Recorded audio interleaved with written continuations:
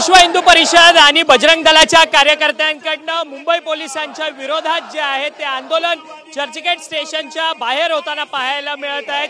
विश्व हिंदू परिषद आणि बजरंग दलच्या मोठ्या संख्येने कार्यकर्ते जे आहेत ते या ठिकाणी आलेले आहेत आणि मुंबई पोलिसांच्या विरोधातलं हे आंदोलन आहे। कारण की सातत्यानं हिंदुत्ववादी कार्यकर्त्यांवरती जो आहे तो कुठेतरी संपूर्ण रोष जो आहे ते मुंबई पोलिसांकडून व्यक्त केला जातो असं त्यांचं म्हणणं आहे आणि त्याकरताच हे आंदोलन जे आहे या ठिकाणी होताना पाहायला मिळतंय। वेगवेगळे पोस्टर बॅनर घेऊन हे आंदोलक जे आहेत या ठिकाणी आलेले आहेत। हिंदुत्ववादी कार्यकर्ता असणारा आमचा गुन्हा आहे का असा सवाल जो आहे तो या संघटनेच्या कार्यकर्त्यांकडून विचारताना आपल्याला पाहायला मिळत आहेत। आपण काही कार्यकर्त्यांना विचारणार आहोत। सातत्यानं सरकार भाजपचं असताना अशा पद्धतीने मुंबई पोलिसांकडनं तुमच्या विरोधातली कारवाई का होते?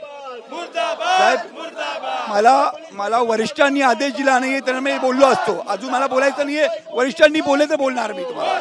म्हणजे तुम्ही अजूनपर्यंत माध्यमांशी संवाद अजून सांगितलं नाही अजून मी बोललो। पण पाहिलं तर आंदोलक जे आहेत या ठिकाणी आंदोलन करताना आपल्याला पाहायला मिळत आहेत आणि खरं तर कार्यकर्त्यांच्या विरोधातलं हे सगळं आंदोलन हिंदुत्ववादी कार्यकर्त्यांवर अत्याचार बंद करा।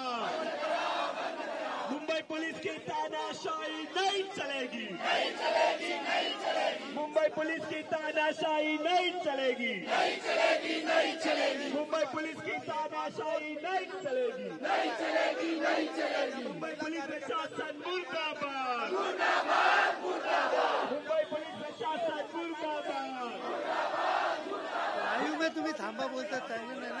हॅलो, सांगा ना। हे आंदोलन सुरू झालंय, वॉकथ्रू दिलेला आहे, लाईव्ह ला घेणार आहेत का?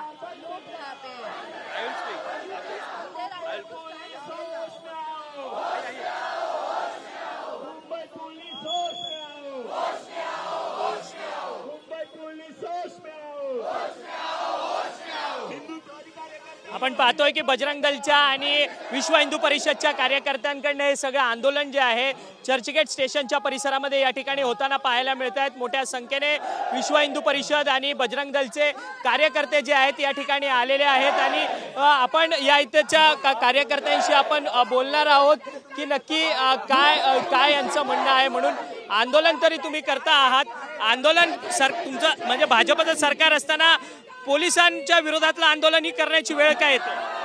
आजचे जे आंदोलनाचे विषय सगळ्याचे विषय आमचे जे श्रेया नायरजी ते बोलणार विषय।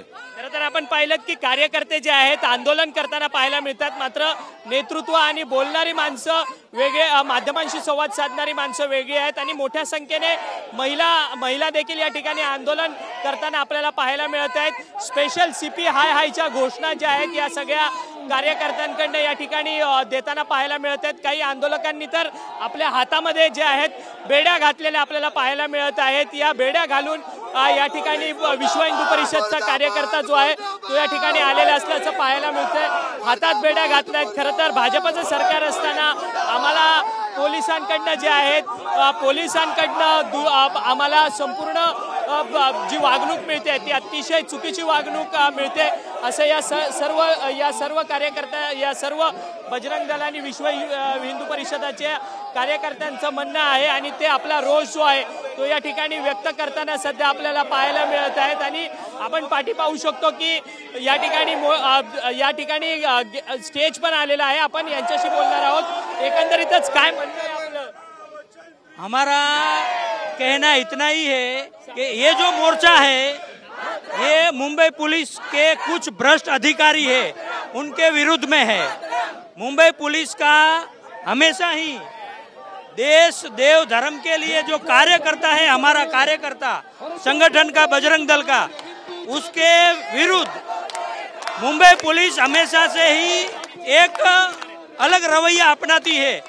अगर पुलिस स्टेशन में हमारा कोई कार्यकर्ता हिंदू समाज की मदद के लिए जाता है या हिंदू समाज को न्याय दिलाने के लिए जाता है, पीटा गया, उनके ऊपर झूठे केसेस डाले गए, उनको दबाने का प्रयत्न किया गया, लेकिन बजरंग दल का कार्यकर्ता कभी भी प्रशासन से डरेगा नहीं, क्योंकि हम न कोई हफ्ता लेते हैं, न कोई हमारा 2 नंबर का धंधा है। हम देश देव धर्म के लिए बिना पगार के काम करने वाले। भाजपाचं सरकार असताना सुद्धा तुम्हाला पोलिसांकडनं अशा प्रकारची वागणूक मिळते, ती का मिळत आहे?